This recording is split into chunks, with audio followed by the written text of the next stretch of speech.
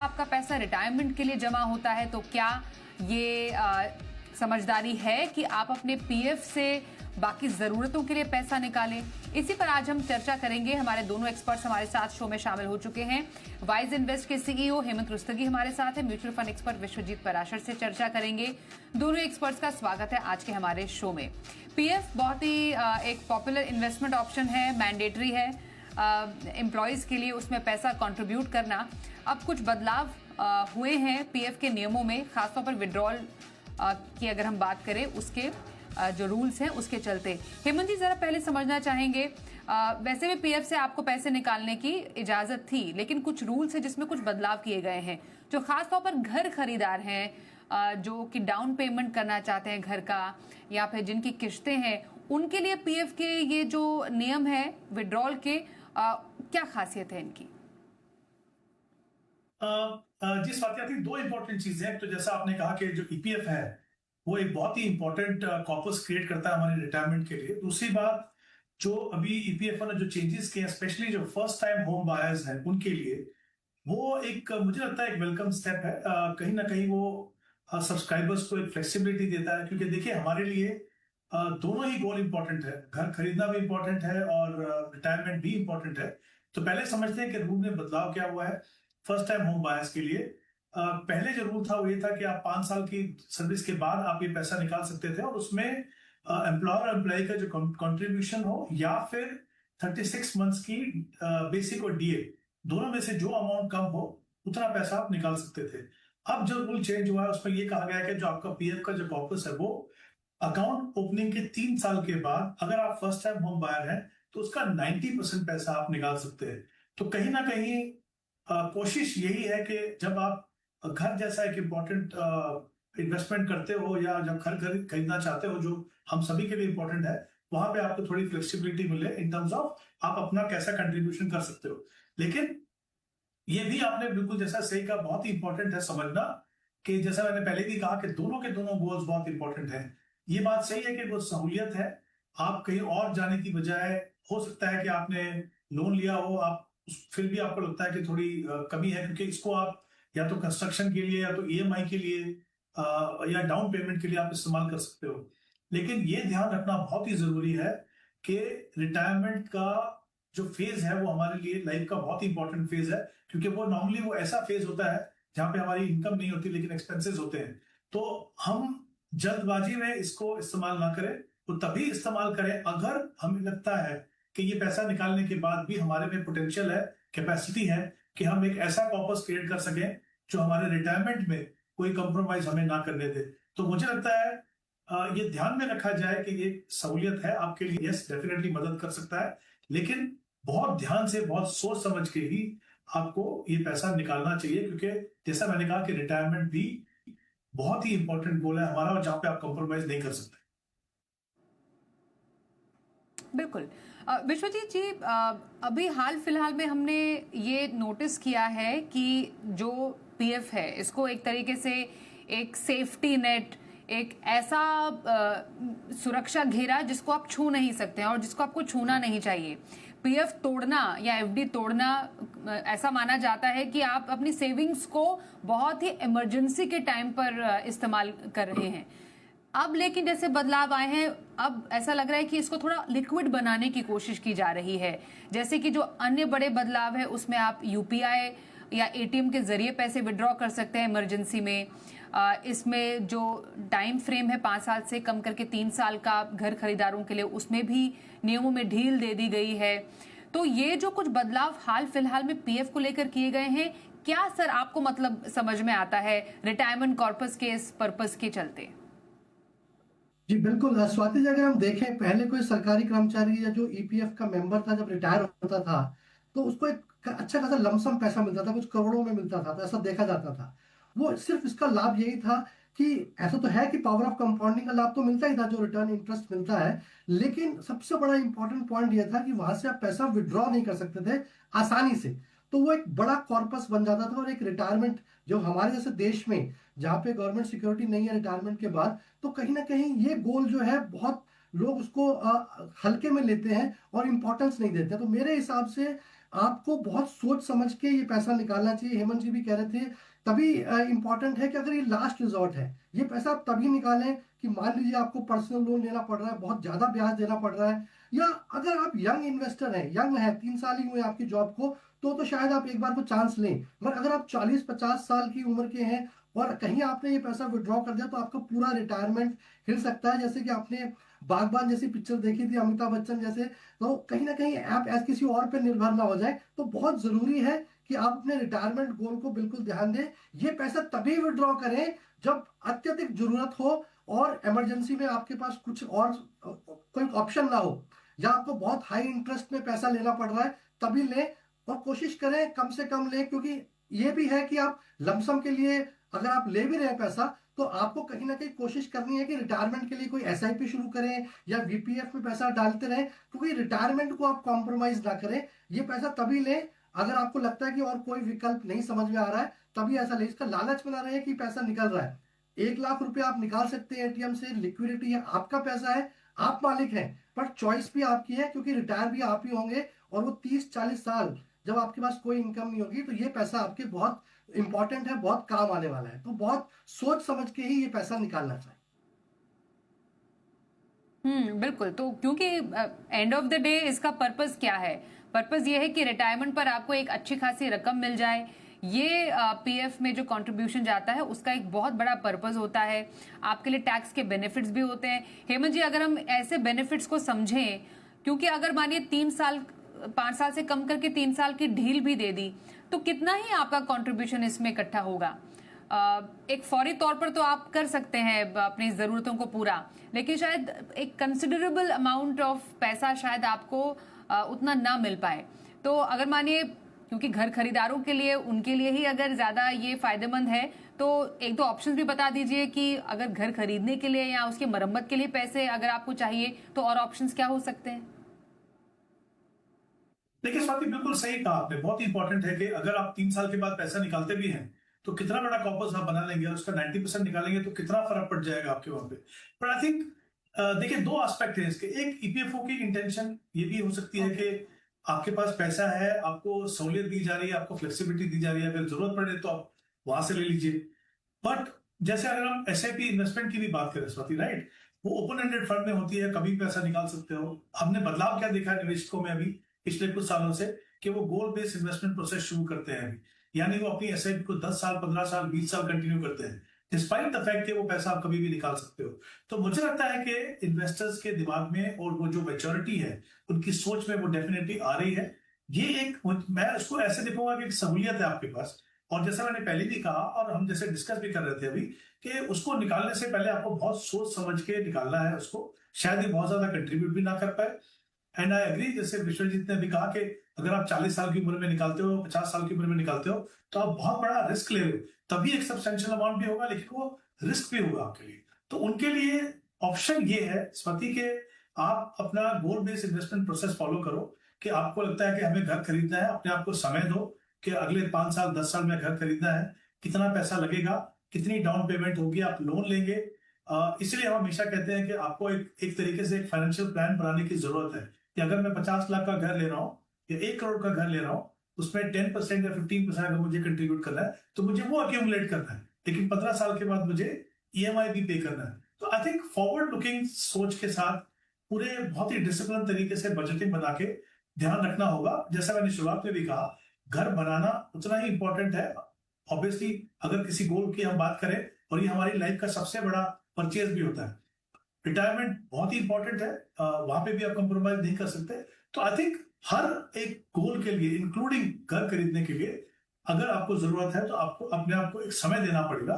उस हिसाब से प्लान की, जल्दबाजी में जब इतनी बड़ी परचेज करेंगे तो फिर कहीं ना कहीं आपको फाइनेंशियली डिफिकल्टीज हो सकती हैं। तो बिल्कुल सुविधा आपके लिए जरूर है, पर सोच समझकर इस सुविधा का इस्तेमाल आप करें। आइए अब सबसे पहले दर्शक से भी बात कर लेते हैं। हमारे साथ शो में शामिल हो चुके हैं वीपी सक्सेना जी। स्वागत करते हैं सर आपका हमारे शो में। आप अपना पोर्टफोलियो आपने हमें भेजा, कुछ आपकी इन्वेस्टमेंट्स चल रही हैं, थोड़ा डिटेल दीजिए। ये तो आपकी उम्र कितनी है और कब तक के लिए आपने इन्वेस्टमेंट का प्लान बनाया है?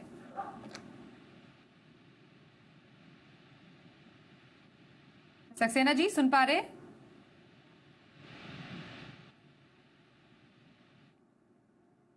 ओके, दर्शक से एक बार फिर से हम कांटेक्ट करते हैं। मीनवाइल इनका सवाल हमारे पास है। हेमंत जी, आप जरा इनका पोर्टफोलियो रीड कीजिएगा। 3,000 रुपए तक की एसआईपी अभी ये कर रहे हैं। पोर्टफोलियो वैल्यू अराउंड 30 लाख की इनकी बन चुकी है। फंड्स जो उन्होंने दिए हैं वो एक ही फंड में निप्पॉन इंडिया ग्रोथ में 3,000 की एसआईपी की है। एसडब्ल्यूपी से कितना ये अमाउंट निकाल सकते हैं जिससे इनको टैक्स न देना पड़े लॉन्ग टर्म का? और बैलेंस एडवांटेज फंड को भी लेकर थोड़ा सा ये सलाह चाह रहे हैं। इनके सवाल को देखकर लग रहा है कि मोस्टली शायद ये सीनियर सिटीजन है या फिर अपने लेट 50s में शायद हैं। तो सक्सेना सर को जरा हेमंत जी आप राय दें कि क्या इनके लिए सही तरीका होगा? जी स्वाति, आई थिंक जैसा आपने बिल्कुल ठीक कहा, 3,000 की इन्वेस्टमेंट है कि एसआईपी से, और जैसा उन्होंने बताया कि वो निप्पॉन इंडिया ग्रोथ फंड में इन्वेस्ट कर रहे हैं। ये काफी अच्छा फंड है, काफी लंबा ट्रैक रिकॉर्ड है, इन्वेस्टर्स ने काफी रिटर्न बनाया है इस फंड के अंदर। तो आई एम श्योर इनके रिटर्न जो है पिछले 15 साल में काफी अच्छे रहे होंगे। अब जैसा इन्होंने कहा कि इनकी इंटेंट ये है कि वो एसडब्ल्यूपी से कितना पैसा निकाले कि उनको टैक्स ना लगे, अगर ये इंटेंट है तो एक चीज आपको ध्यान रखनी है कि क्योंकि ये इक्विटी फंड है, और अगर मैं ये मान के चलूं कि इनकी और कोई इन्वेस्टमेंट नहीं है जो उसको रिडीम करे, तो 1.25 लाख तक, 1.25 लाख तक जो कैपिटल गेन है उसके ऊपर आपको टैक्स नहीं पे करना है। टैक्स इंसिडेंस वो डिपेंड करेगा, क्योंकि आप हर महीने जब पैसा निकालेंगे तो जो रिडम्पशन जो एनएवी होगी उसके ऊपर डिपेंड करेगा। स्टार्ट एनएवी तो हमको पता है, और यहाँ भी क्योंकि एसआईपी से इन्वेस्ट कर रहे हैं तो वो भी एक चेंज होती गई है over a period of time. तो बेसिकली मेरा ये मानना है कि जब आप एसडब्ल्यूपी करते हैं तो आपको 5 या 6% पैसा निकालना चाहिए, अगर आपकी इंटेंट रेगुलर इनकम जनरेट करने की। उससे फायदा ये होगा, टैक्स इंसिडेंस कम होगा, और आप अपने आप को अपॉर्चुनिटी देंगे कि आपका जो पैसा है वो आगे जाके ग्रो भी करता रहे, और कहीं ना कहीं आपको इन्फ्लेशन को बीट करने में मदद करेगा। तो मेरा ये मानना है, क्योंकि मेरे पास वो एनएवी के नंबर्स नहीं है, बट मैं ब्रॉडली कह सकता हूँ ये मानते हुए कि 1.25 लाख का 1.25 लाख पूरा का पूरा इस फंड में अगर आप इस्तेमाल करेंगे तो बहुत ज्यादा टैक्स इंसिडेंस नहीं होगा। अगर आप 5 या 6% निकालेंगे तो, या फिर हो सकता है कोई टैक्स ना भी लगे। तो एक तो ये इंपॉर्टेंट चीज है, और आई थिंक एसडब्ल्यूपी बहुत ही एक टैक्स एफिशिएंट और सही तरीका है वहां से पैसा निकालने के लिए और रेगुलर इनकम के लिए।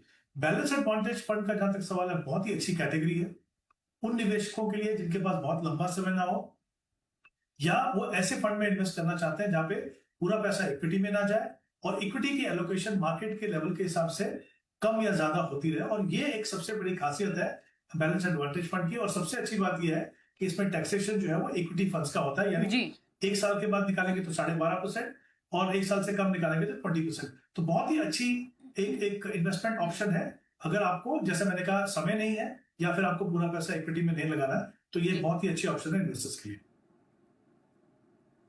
ओके, तो वीपी सक्सेना जी, होपफुली आपने हम अपना पोर्टफोलियो पर राय सुनी। हेमंत जी की तरफ से कुछ आपको सजेशंस दिए हैं, उस पर जरूर गौर कीजिएगा। कृति आनंद अगले कॉलर हमारे साथ हैं, उनसे बात करें। नमस्कार, पूछिए अपना सवाल। मेरे पास ना पोर्टफोलियो मैं अपना एक्सप्लेन कर रहा हूँ। मेरे पास ना मोतीलाल ओसवाल की मिड कैप है, 5,000 पर मंथ कर रहा हूँ, और एसबीआई का स्मॉल कैप है, उसमें भी करीब 5,000 पर मंथ कर रहा हूँ। और मेरे पास निफ्टी 50 के एक्स फंड है जिसमें मैं 5,000 कर रहा हूँ, और मेरे पास एक इसका है यूटीआई का so called tax saving fund, इसमें भी मैं 4,000 कर रहा हूँ। और मेरे पास अभी टोटल कॉर्पस 12 लाख के आसपास है। तो क्या सजेस्ट करते हैं, मुझे कंटिन्यू करना चाहिए या फिर उसको लुक आउट करिए? मेरा time horizon about 15 year plus है, रिटायरमेंट प्लान है एक तरह से, और मैं अभी 42 ईयर्स का। अच्छा, रिटायरमेंट प्लान, अच्छा 42 रिटायरमेंट। तो मतलब टोटल एसआईपी आप मुझे बता दीजिए, टोटल एसआईपी आप फंड्स में कितनी कर रहे हैं अभी? मैं टोटल अभी मैं 4 कर रहा हूँ, और टोटल अमाउंट कर रहा हूँ अबाउट 4 एसआईपीज, 22,000। अच्छा 22,000, क्योंकि आपने जो इन्फॉर्मेशन दी थी थोड़ा सा आपने कम बताया है, उसमें हो सकता है आपने और फंड्स बाद में ऐड किए हो। 22,000 के टोटल एसआईपी है, और कुछ एक मुश्त निवेश भी चल रहा है, लमसम भी पैसा डाल रहे हो? मैम जब मार्केट डाउन होता है तो फिर उसमें कर देता हूँ। तो अच्छा, ऐसे तो एसआईपी है, बट लमसम भी करता रहता हूँ बीच बीच में, जब डाउन है लमसम पैसा डालते रहते हैं, ठीक है, ओके फाइन। विश्वजीत जी, कैसा लग रहा है? थोड़ा इन्फॉर्मेशन थोड़ा एडिशनल उन्होंने दी है अपने पोर्टफोलियो से जुड़ी हुई। अब बताइए सर, क्या सजेशन रहेगा? जी बिल्कुल आनंद साहब, बहुत अच्छी स्ट्रैटेजी है। जब भी आप मार्केट फॉल होता है तो निवेश करते हैं लमसम, बहुत अच्छी बात है। और 22,000 की एसआईपी भी कर रहे हैं, तो जो आपका गोल है, आपने 4 करोड़ का लक्ष्य रखा था, तो 26,000 रुपए की एसआईपी अगर आप करते हैं, अभी आप 22 की कर रहे हैं, अगर 4,000 की और बढ़ा दें और 10% का आप स्टेप अप करते रहें, तो जो आपने लक्ष्य रखा है, आप 4 करोड़ के लक्ष्य तक वहां पे पहुंच जाएंगे। 18 साल का आपने लक्ष्य रखा है, 42 वर्ष की आपकी उम्र है, तो मेरे हिसाब से बिल्कुल ठीक लक्ष्य रखा है आपने। तो 4 करोड़ का लक्ष्य आप पहुंच सकते हैं। केवल 10% का स्टेप अप करना है आपको हर वर्ष, और 4,000 की एसआईपी आप और बढ़ा लें। तो यहाँ तक गणित तो आपका बिल्कुल ठीक है। फंड्स देखें तो फंड्स भी आपने जो बदलाव किए काफी अच्छे हैं। मोतीलाल ओसवाल का मिड कैप भी अच्छा है, मिराई का लार्जर मिड कैप मुझे नजर आ रहा है, एसबीआई का स्मॉल कैप भी है। तो कोशिश करें एसबीआई के स्मॉल कैप की परफॉर्मेंस देखें, तो मेरे हिसाब से उससे बेटर परफॉर्मिंग फंड्स आपको मिल जाएंगे। बंधन का स्मॉल कैप या फिर निपॉन इंडिया का स्मॉल कैप, यहाँ पे आप थोड़ा सा बदलाव कर सकते हैं। पोर्टफोलियो आपका काफी वेल डाइवर्सिफाइड है। यूटीआई का निफ्टी 50 फंड भी ले रखा है आपने, तो large cap, mid cap, small cap तीनों ही तरीके के मार्केट कैप है। एएमसी वाइज भी आपका डाइवर्सिफिकेशन अच्छा है। तो बिल्कुल इन्हीं स्कीम्स में निवेशित रहें, ज्यादा फंड्स ना बढ़ाएं, समय समय पर रिव्यू अवश्य करते रहें, और थोड़ी सी एसआईपी और बढ़ाएं, और हर वर्ष 10% का स्टेप अप करें। तो आपका जो गोल है 4%, 4 करोड़ का, वो आप उसके बिल्कुल आप बिल्कुल पहुंच सकते हैं। तो बहुत बहुत शुभकामनाएं उसके लिए। ओके, तो ये रही आपके लिए कुछ बदलाव की सलाह आपके पोर्टफोलियो में। All the very best. बस एक छोटा ब्रेक लेते हैं, ब्रेक के बाद कुछ और दर्शकों से करेंगे बातचीत, हमारे एक्सपर्ट्स रहेंगे साथ। देखते रहिए मनी गुरु।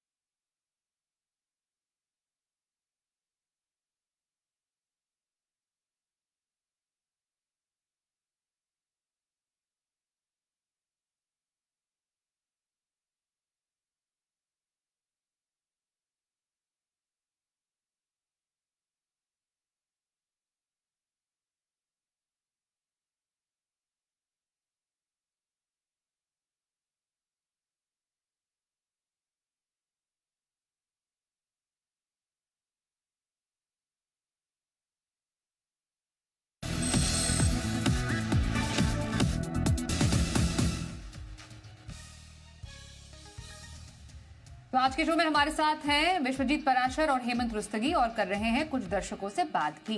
अमित भसीन जी का अगला सवाल हमारे पास आया है। हेमंत जी, इनका पोर्टफोलियो आप प्लीज स्टडी कीजिए। 35 साल की उम्र में इन्होंने 25,000 की एसआईपी अभी फिलहाल की है।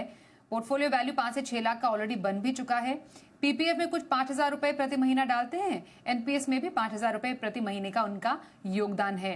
लॉन्ग टर्म के लिए क्या फंड सही है पूछ रहे हैं। बेटे के भविष्य को लेकर अगर आगे जाकर इन्हें ट्रांसफर करना हो, अगर विल प्लानिंग अगर ये करना चाह रहे हैं, तो क्या प्रोसेस रह सकता है। कुछ फंड्स भी हैं, इनफैक्ट चाइल्ड बेनिफिट प्लान भी इन्होंने ले रखा है एसबीआई का। यूटीआई निफ्टी इंडेक्स फंड भी है, एसबीआई का स्मॉल कैप है, एचडीएफसी मिड कैप अपॉर्चुनिटी, और एचडीएफसी का स्मॉल कैप भी है। तो फंड्स क्या आपको डाइवर्सिफाइड लग रहे हैं सर इनके, और पूरा पोर्टफोलियो कैसा लग रहा है आपको? यस, आई थिंक पहली बात तो इनकी अप्रोच जो है एसआईपी से इन्वेस्ट करने की वो बहुत ही अच्छी है। इक्विटी फंड में इन्वेस्ट कर रहे हैं, बट 2-3 चीजें हैं मुझे लगता है इनके पोर्टफोलियो में। अगर मैं देखूं तो 2 स्मॉल कैप फंड मुझे दिख रहे हैं वहां पे। तो डेफिनेटली वो जो इन्वेस्टमेंट है उनके ओवरऑल पोर्टफोलियो के हिसाब से वो ज्यादा है। एक स्मॉल कैप फंड रख सकते हैं चाहे तो may be HDFC small cap को रखिए, और दूसरा जो फंड है इनके पास एसबीआई स्मॉल कैप, उसकी जगह में अगर आप एसबीआई मल्टी कैप ले तो बेहतर है। उसमें आपको तीनों market segment, large cap, mid cap और स्मॉल कैप में एक्सपोजर मिलेगा। चाइल्ड बेनिफिट प्लान इनके पास है। देखिए, ये इस तरह की जो स्कीम्स है, गोल स्पेसिफिक स्कीम जो होती है, इसका भी बहुत ज्यादा फायदा नहीं है, क्योंकि इनमें आप इन्वेस्ट तो करते हो लंबे समय के लिए, बट उतने अच्छे रिटर्न आपको नहीं मिलते जो नॉर्मल इक्विटी फंड से मिल सकते हैं। तो मेरा ये मानना है कि उसकी जगह पे अगर आप एक अच्छा क्वालिटी का large and mid cap fund लें, जैसे Motilal Oswal large mid cap या Invesco large and mid cap, तो मुझे लगता है वो आपके लिए एक बेटर ऑप्शन होगी। तो कुछ बदलाव करने की जरूरत है इनको। और जहां तक बिल का सवाल है, देखिए बिल बनाना बहुत ही आसान है। आप एक प्लेन पेपर पे भी बना सकते हैं अगर आप चाहें तो, लेकिन जब भी बनाए तो डिटेल्स दीजिए उसके अंदर सारी, और कोशिश कीजिए कि उसको आप रजिस्टर करा सकें। रजिस्टर कराने का फायदा ये होता है कि उसको कोई भी डिस्प्यूट नहीं आता है बाद में कि आपकी मेंटल कंडीशन बनाने के समय पे कैसी थी, क्या प्रेशराइज किए गए थे। तो आई थिंक कुछ चीजें जो बाद में आपको परेशान कर सकती हैं वो नहीं होती है। हालांकि ये कंपलसरी नहीं है, लेकिन मुझे लगता है विल अगर आप रजिस्टर करें तो हमेशा अच्छा होगा, और विल बनाना हमेशा एडवाइजेबल है। बिल्कुल। तो अमित जी, आपके लिए कुछ राय है, कुछ एकदम प्रेशियस जो एडवाइस है वो आपको हेमंत जी ने दी है। अगला सवाल हमारे पास सौरभ जी का आया है। विश्वजीत जी, 27 साल की उम्र में ये इन्वेस्ट करें, 41,000 के SIP इनकी चल रही है, जो कि बहुत ही अच्छी बात है। 20 साल का टारगेट इन्होंने सेट कर लिया है अपने 20s में ही। 5 करोड़ का टारगेट भी है। कुछ फंड्स हैं जिसमें पराग पारिक फ्लेक्सी कैप रखा हुआ है, HDFC का ही फ्लेक्सी कैप और HDFC का मिड कैप अपॉर्चुनिटीज फंड भी है। एक बैंकिंग फंड भी है इनके पास SBI का, और SBI का ही इनके पास अपॉर्चुनिटीज फंड है। एक और इनका थीमेटिक सेक्टोरल फंड इन्होंने अपने पोर्टफोलियो में शामिल किया है। बताइए सर, कैसा लग रहा है पोर्टफोलियो? देखिए, सबसे पहले तो स्वाति जी, मैं थोड़ा जेलस फील कर रहा हूँ कि 27 साल में 41,000 की SIP शुरू करी जा सकती है, तो बहुत अच्छा कॉर्पस बनाया जा सकता है, जो मैंने शायद मिस किया होगा। तो बहुत अच्छी बात है, शुरुआत बहुत अच्छी है सौरभ जी। आपका ओवरऑल पोर्टफोलियो अगर देखें तो थोड़ा सा रिस्की है, क्योंकि आपने 2 सेक्टोरल फंड्स ले रखे हैं जहाँ पे टाइमिंग का बहुत इंपॉर्टेंट रोल होता है, थोड़े साइक्लिकल होते हैं नेचर में, तो कहीं ना कहीं ये थोड़ा सा रिस्क बढ़ा देते हैं पोर्टफोलियो में। तो आप अगर देखें, पहले एक बैलेंस पोर्टफोलियो बनाएं जिसमें कि large cap, mid cap, small cap तीनों हो। उसके बाद अगर आप चाहें तो सेक्टोरल फंड्स को ऐड कर सकते हैं अपने रिस्क प्रोफाइल को कंसिडर करते हुए। तो पराग पारिक फ्लेक्सी कैप भी अच्छा है, HDFC फ्लेक्सी कैप भी अच्छा है, लेकिन दोनों में कहीं ना कहीं ओवरलैप है, तो एक फ्लेक्सी कैप पर्याप्त है मेरे ख्याल में। तो आप HDFC का मिड कैप अपॉर्चुनिटी फंड भी है आपके पास, तो वहां से आप HDFC फ्लेक्सी कैप फंड की जगह एक प्योर लार्ज कैप फंड ले लीजिए, जिसमें कि निप्पॉन इंडिया का लार्ज कैप फंड या फिर ICICI का लार्ज कैप फंड आप कंसिडर कर सकते हैं। और इसके अलावा जो 2 सेक्टोरल फंड्स हैं, वहां पे अगर आपको लगता है कि बैंकिंग में थोड़ा सा आपको लगता है कि उछाल अभी और आएगा, मुझे भी ऐसा लगता है, क्योंकि कुछ रिफॉर्म्स आने बाकी हैं, लेकिन टाइमिंग का बहुत इंपॉर्टेंट रोल है, तो आपको बहुत नजर रखनी पड़ेगी, पैनी नजर रखनी पड़ेगी, कहीं ऐसा ना हो कि आप मिस कर जाए। निकलने, एग्जिट करना बहुत इंपॉर्टेंट होता है जब आपको लगे कि आपने एक सेक्टोरल फंड में निवेश किया है। तो थोड़े समय के लिए आप रह सकते हैं, बट मेरे हिसाब से SBI टेक्नोलॉजी अपॉर्चुनिटी फंड से निकलकर आप एक प्योर स्मॉल कैप फंड लें, जिसमें कि निप्पॉन इंडिया का स्मॉल कैप या फिर बंधन का स्मॉल कैप आप कंसिडर कर सकते हैं। और जब आपको बैंकिंग एंड फाइनेंशियल सर्विसेज से आपको लगे कि यहाँ से भी निकलने का समय है, अच्छा समय है, तो आप इसकी जगह एक कॉन्ट्रा फंड या फिर वैल्यू स्टाइल फंड कंसिडर कर सकते हैं, ताकि आपके पोर्टफोलियो में डिफरेंट इन्वेस्टमेंट स्टाइल भी हो जाए, large cap, mid cap, small cap भी हो जाए, और इसमें डाइवर्सिफिकेशन से आपका रिस्क भी काफी कम हो जाता है। जो SIP है, जो आपने गोल रखा है, अगर गणित देखें तो 41,000 की SIP से आप करीब करीब 4 करोड़ रुपया बना सकते हैं 20 वर्ष में। तो ये बहुत अच्छा पोटेंशियल है, लेकिन आपका गोल जो है 5 करोड़ का है। तो मेरे हिसाब से अगर आप 10,000 रुपए की SIP और इंक्रीज कर दें, जिन फंड्स में मैंने बताया उसमें भी ऐड कर सकते हैं, तो आप 5 करोड़ के लक्ष्य तक आराम से पहुंच सकते हैं। और अगर 10,000 इकट्ठा नहीं करना चाहते तो कोशिश करें, हर साल स्टेप अप करें। मेरे हिसाब से, क्योंकि आपकी एज आपकी तरफ है, और एक आने वाले समय में आप एक पावर ऑफ कंपाउंडिंग का अगर आप पूरा लाभ लेना चाहते हैं, तो जितना स्टेप अप करेंगे उतना बड़ा कॉर्पस आप 15-20 साल में बना पाएंगे। तो बहुत बहुत शुभकामनाएं उसके लिए सौरभ जी। तो ये रही आपके लिए सलाह सौरभ जी, आपके पोर्टफोलियो को लेकर। धन्यवाद करेंगे दोनों ही एक्सपर्ट्स का इस शो में शामिल होने के लिए, हेमंत जी और Vishwajeet ji, thank you so much. Money guru में बस इतना ही, वक्त एक ब्रेक का है, देखते रहिए जी बिजनेस।